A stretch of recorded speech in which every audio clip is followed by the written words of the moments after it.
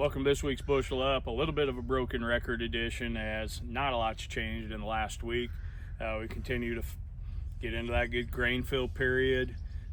Again, some scattered rain around, cooled off, pretty good disease brewing weather the last few days, and now we're going to get a little bit warm here for a few days. So again, irrigation's kind of a case-by-case basis depending on what moisture you've had.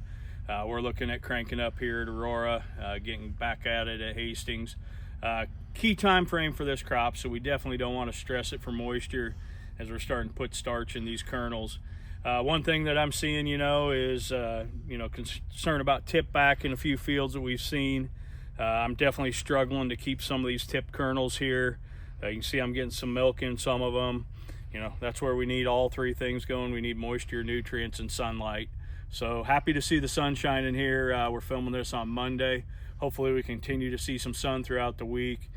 Cooler temperatures are okay, don't mind that, but we want the sun along with it. So we'll continue to monitor that progress. Soybeans are in full pod fill now, ending that R3, going into R4 stage. Again, we are seeing some white mold pop up in some fields, so that R3 timing, this is kind of your last shot to get an R3 timing on. Pulling the trigger on some bean fungicides this week. We sprayed Thursday out here at Aurora, and now we're going to hit the rest of our fields throughout the week here. So again, timing to wrap up those second passes of a two-pass program. Still planes in the air, hitting some first-time go-arounds, but that's kind of what we're seeing. Insect-wise, I do have quite a few rootworm beetles still emerging out here. Again, they're pretty long with their life cycle here, fortunately. We were able to kind of control the front side. We'll consider what we do here with the back side.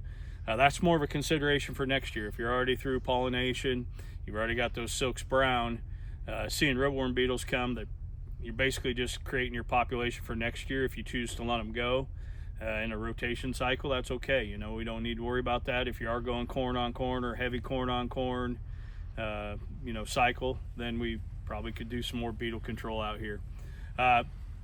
That's kind of where we're at. Not a lot of new stuff. Just keep after it. This kind of the dog days of summer.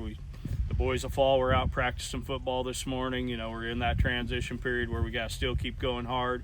We still got summer left, but we start thinking about fall, school starting up. With that, we'll talk about Owner's Acres tours, just give you a little preview. We're going to change it up a little bit. Instead of a couple big days, we're going to scatter some small individual tours along, so your location will be reaching out to you, or reach out to your location personnel to get those scheduled. We're going to be open for about 4 weeks here, doing small tours, just kind of smaller groups where we can talk about the things you want to talk about. As we look at 2026, we know there's a lot of concern, some anxiety out there with where crop prices are. If you haven't heard, input prices aren't going to give us much of a reprieve. They might even be higher in some cases. So we want to hit that head on. We want to talk about what are some strategies. We're not really going to push and focus on all the new fancy stuff, but the good old-fashioned things that we know we have to do, and then talk about limiting factors and how you figure those out for your farm, and how we help you the best we can as we move into circumstances we're not sure. The future is a little cloudy right now in ag, and we want to be the first to be there and help you along. So we're going to tailor the tours that way. Please reach out if you have any questions. We'll be getting more information out here as the week goes along.